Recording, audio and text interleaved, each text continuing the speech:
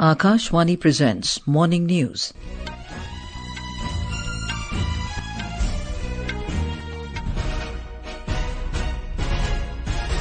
Good morning, I'm Anuja Kumar. The headlines. Prime Minister Narendra Modi to launch Karmayogi Saptah-National Learning Week in New Delhi today. Uttarakhand Uniform Civil Code Committee submits final draft of rules and regulations to Chief Minister Pushkar Singh Dhami.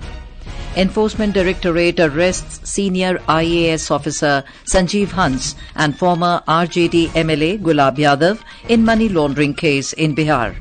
Russian President Vladimir Putin says BRICS group will generate most of global economic growth in coming years due to its size and fast growth. And in Women's T20 World Cup cricket, New Zealand storm into final, beating West Indies by 8 runs in second semi-final at Sharjah in UAE. And now the news in detail. Prime Minister Narendra Modi will launch the Karmayogi Saptah-National Learning Week in New Delhi today. During the week, each Karmayogi will commit to achieving a target of at least 4 hours of competency-linked learning. Our correspondent reports that National Learning Week will be dedicated to learning through various forms of engagement by individual participants and ministries, departments and organizations. The mission Karmayogi was launched in September 2020, aimed to promote citizen-centric governance with the help of a robust digital ecosystem. It is a competency-driven capacity building and human resource management program designed for the civil servants. The National Learning Week will provide fresh impetus towards individual and organizational capacity development. During the week, each Karmayogi will commit to achieving a target of at least 4 hours of competency-linked learning. The participants need to complete the courses available on iGod platform. The courses are available in webinar format designed by professionals. During the week, eminent speakers will deliver lectures and help the Karmayogi to work towards citizen-centric delivery in an effective manner. With Dipendra Kumar, Suparna Sekhya, Akashvani News, Delhi. In Uttarakhand, the Uniform Civil Code UCC committee, constituted under the chairmanship of Shatrughan Singh, has submitted its final draft of rules and regulations to Chief Minister Pushkar Singh Dhami yesterday. More from our correspondent. The Uttarakhand government is working speedily to implement the UCC law soon. The UCC Rules and Implementation Committee submitted its draft to Chief Minister Pushkar Singh Dhami in the state capital. The CM said that the date of UCC implementation will be decided soon after the approval of the cabinet. जल्दी ही ये विधेयक क्रियान्वयन में आने वाला है। जल्दी ही हम मंत्रिमंडल की बैठक करेंगे। आजादी के बाद ये पहला देश का हमारा राज्य बन जाएगा जिसको ये गौरव प्राप्त होगा कि यहाँ पर समान नागरिक संहिता का विधेयक लागू हो गया है। He briefed about the UCC rules, which mainly have 4 parts: the procedure related to registration of marriage and divorce, live-in relationship, birth and death certificate, and rules related to successions. He emphasized on development of a mobile app to serve as a platform for public to seek guidance on UCC related matters. It may be recalled that the UCC committee by the state government was established under the leadership of Justice Ranjana Prakash Desai. The summation of the report was followed by a 10-hour discussion which led to its passing on 7th Feb this year. The bill received presidential approval on March 12th and thus officially became an act. Sakshi Singh, Akashvani News, Dehradun. In Bihar, Enforcement Directorate or ED has arrested senior IAS officer Sanjeev Hans and former Rashtriya Janata Dal MLA Gulab Yadav in connection with a money laundering case. The IAS officer was arrested from his official residence in Patna, whereas Gulab Yadav was nabbed from a resort in Delhi last evening. Earlier, the sleuths of the central agency conducted raids on various locations related to former Principal Secretary of Energy Department Sanjeev Hans in Patna and Delhi. The agency had registered a case of money laundering against them on basis of a case registered by Special Vigilance Unit in connection with amassing of disproportionate assets. Vice President Jagdeep Dhankar will be on a day-long visit to Sikar in Rajasthan today. During the visit, the Vice President will preside as chief guest at the Silver Jubilee annual function of Sobha Saria Group of Institutions in Sikar.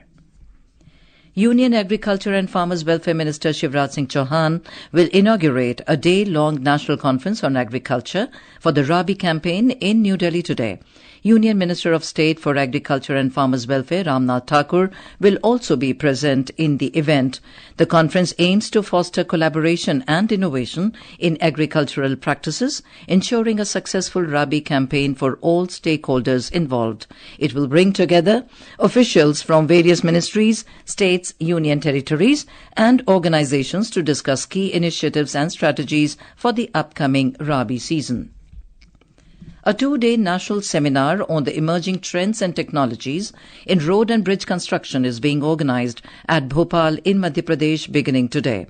In the seminar, experts will share their experiences and suggestions on various aspects related to the latest technologies, materials, and contract execution of road and bridge construction. The objective of the seminar is to enhance the quality of road and bridge construction in the state and to ensure the development of timely and sustainable infrastructure with the latest technologies. We have a report. The seminar will be inaugurated by Union Road and Transport Minister Nitin Gadkari and Madhya Pradesh Chief Minister Dr. Mohan Yadav. It is being organized in collaboration with the Indian Road Congress and the Public Works Department of Madhya Pradesh. Chief Minister Dr. Mohan Yadav said that this 2-day seminar will give new energy to the infrastructure development of Madhya Pradesh, and this event will prove to be helpful in achieving new heights in the construction projects of the state. The focus of the seminar will be on the implementation of new technologies under the Pradhan Mantri Gram Sadak Yojana, use of new machinery in bridge construction and new materials used in road construction. Intensive brainstorming will also be done on road safety, use of IT technologies for monitoring projects and use of marginal materials. Sanjeev Sharma, Akashvani News, Bhopal. The Coal Ministry has received an overwhelming response for the coal mines offered under the 10th round of commercial coal mine auctions, with a total of 44 bids submitted in physical form.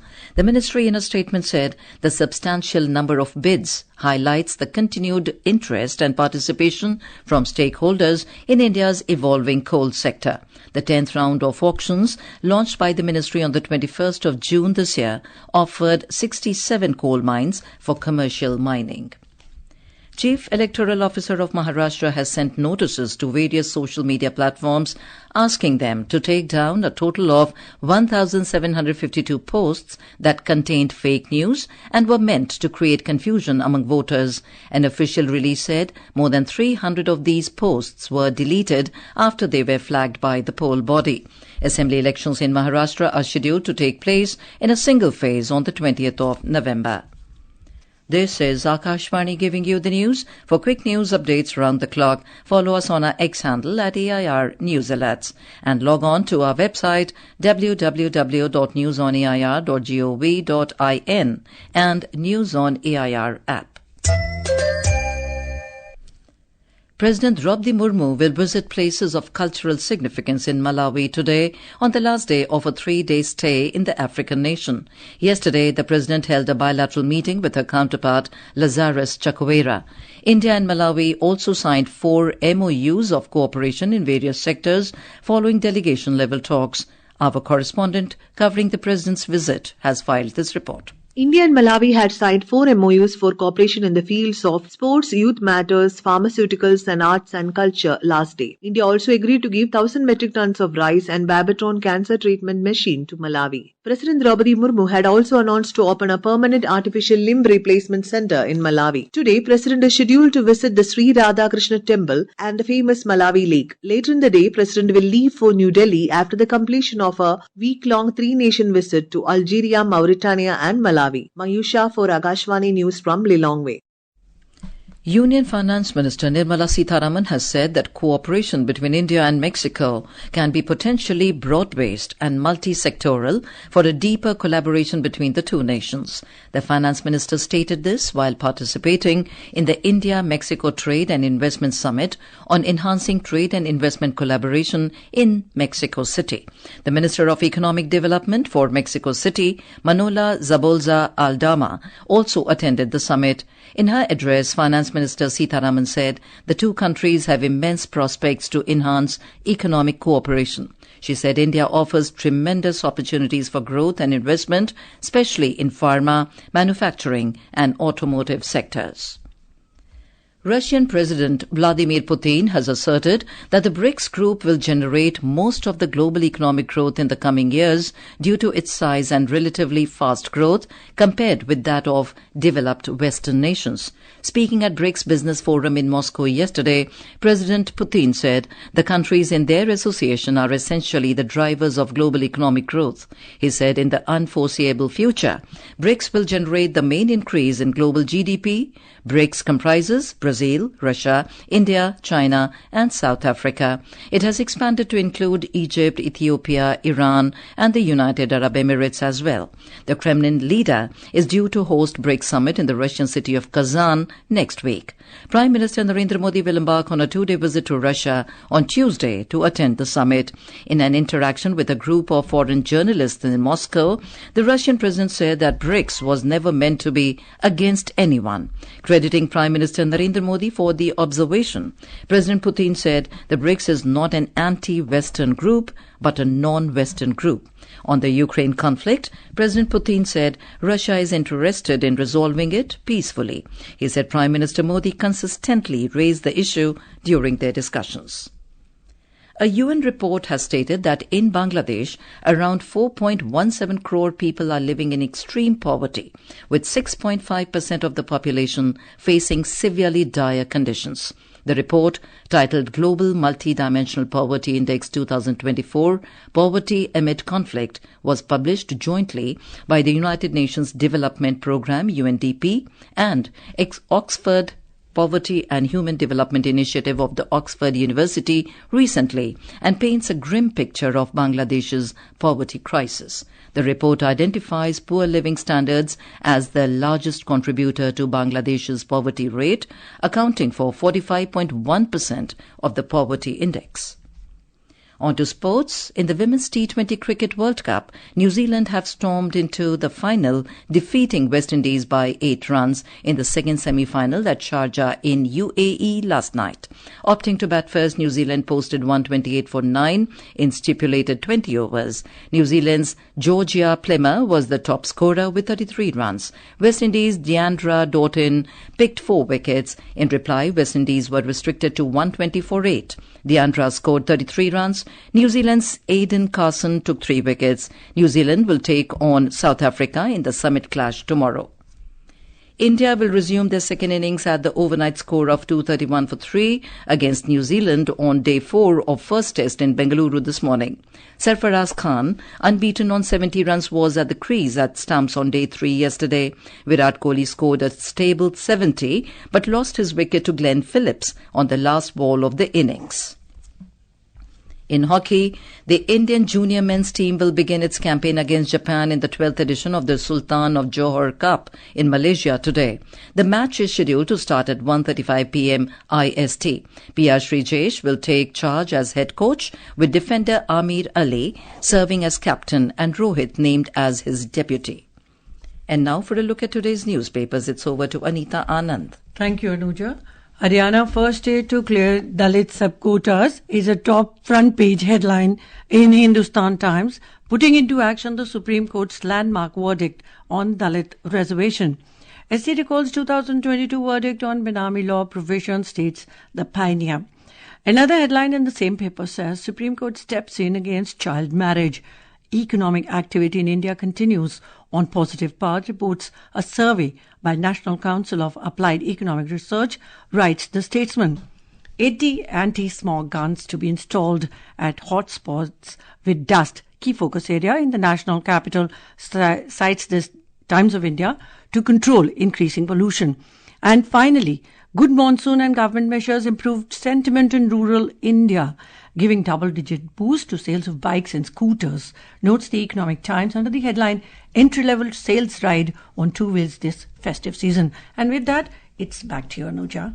Thank you, Anita. And now, before we end the bulletin, the headlines once again. Prime Minister Narendra Modi to launch Karmayogi Saptah-National Learning Week in New Delhi today. Uttarakhand Uniform Civil Code Committee submits final draft of rules and regulations to Chief Minister Pushkar Singh Dhami. Enforcement Directorate arrests senior IAS officer Sanjeev Hans and former RJD MLA Gulab Yadav in money laundering case in Bihar. Russian President Vladimir Putin says BRICS group will generate most of global economic growth in coming years due to its size and fast growth. And in Women's T20 World Cup cricket, New Zealand storm into final, beating West Indies by 8 runs in second semi-final at Sharjah in UAE. And with that, we end the morning news. Have